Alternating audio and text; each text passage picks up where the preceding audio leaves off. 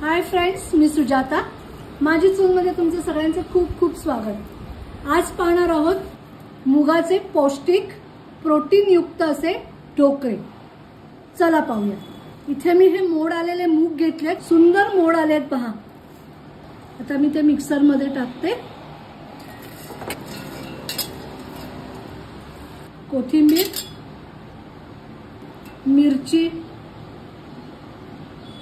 आलं, थोडा कढीपत्ता असा चुरून टाका, थोडंसं जिरं, दही. आता हे सगळं मी मिश्रण आधी वाटून घेते. हे माझं वाटून झालंय.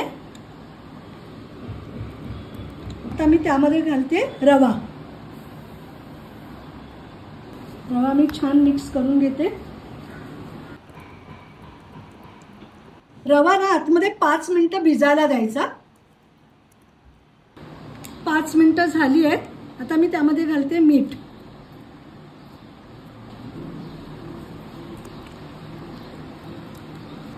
मीठ मिक्स करून घेतलं आणि आता मी घालणार आहे त्यामध्ये इनो. इथे एक सांगते, इनो घातल्यानंतर त्यावर थोडंसं पाणी टाका आणि पटापट ढवळा. आणि इनो घातल्यानंतर लगेचच तुम्ही ते वाफवायला ठेवा. इथे मी एका ताटाला तूप लावून घेतलेलं आहे. आता मी हे ह्या ट्रे मध्ये किंवा ताटामध्ये मी हे काढून घेते. हे असं सारखं करून घ्या. इथे मी हे पाणी तापत ठेवलं होतं.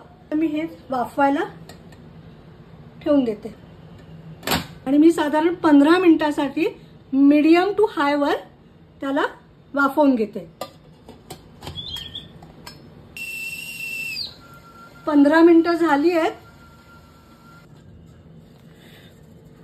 हा सुंदर फुगून आलाय.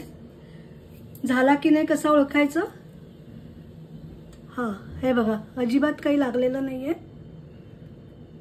आपला ढोकळा झालेला आहे. थंड होऊ दे, मग त्याचे आपण काप काढूया.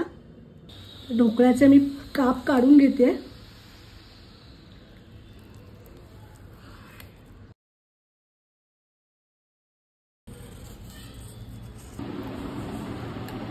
हा नको घेऊ शकता सोनू. फोडणीसाठी तयारी.